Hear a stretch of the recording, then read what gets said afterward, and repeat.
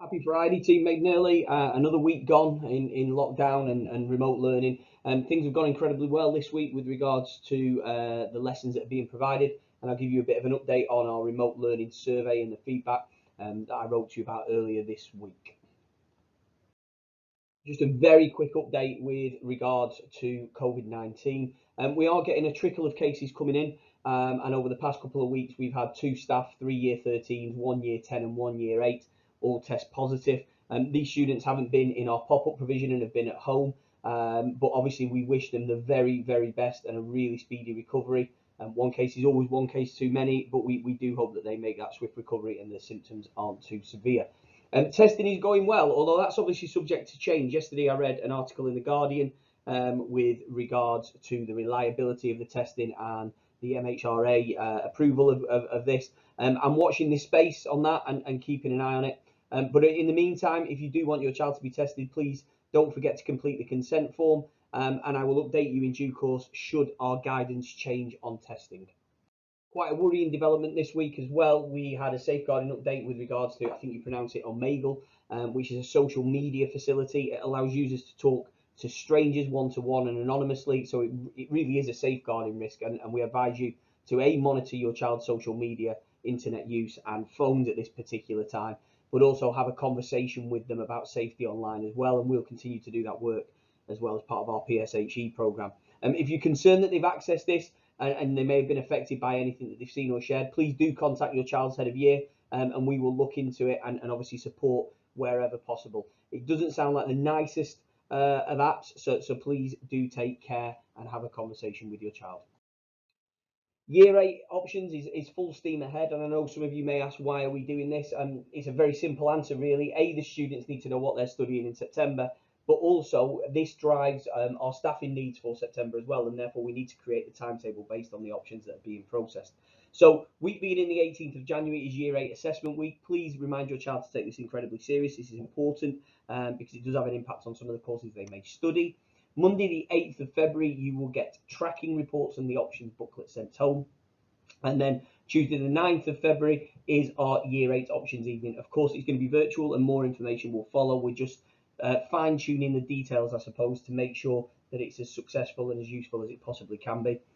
Following on from that, a couple of weeks later, you have the Year 8 progress meetings, where you can have conversations with staff members about their subjects and also the progress of your child.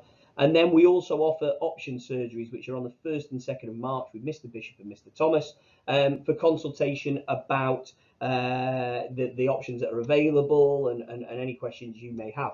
Then on Friday, the 5th of March, it is a deadline, folks, and I really need you to stick to that, please. It's the options being returned, the options form being returned electronically.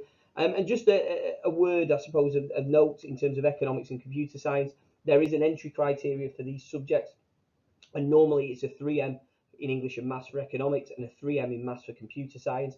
But obviously, in light of the global pandemic, we have revised these down, and you will need a 3L in the relevant subjects rather than a 3M.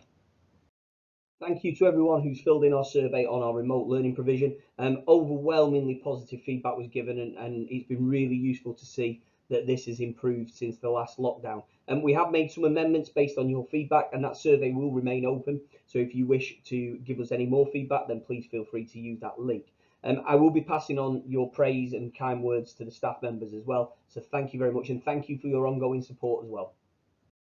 One key point next week that's came about as a result of the remote learning survey is the fact that we are aware that students are spending probably too much time in front of the screen.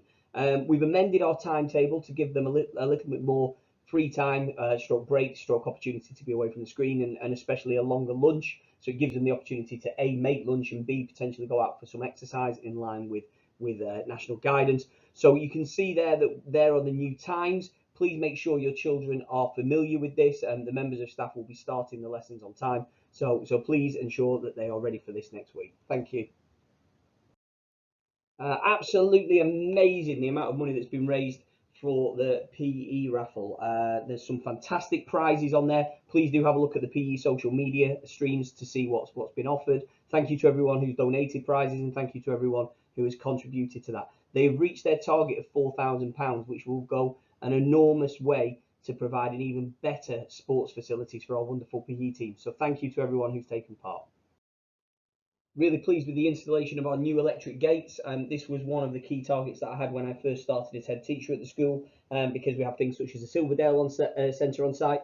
But as a result of hard work and working with our various different stakeholders, we now have electric gates, making the site much more secure throughout the day, so we're able to shut them once the students are on site. There are intercom facilities, and sixth formers and staff members can use their badge to open it, and we've introduced a new path, which means students are able to stay on site all the way around the school buildings.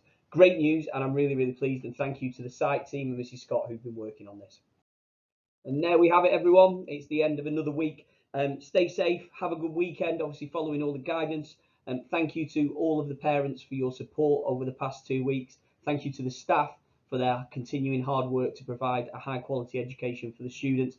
And of course, thank you to the students. Their resilience once again has amazed me. Thank you, have a rest, and we'll see you all next week.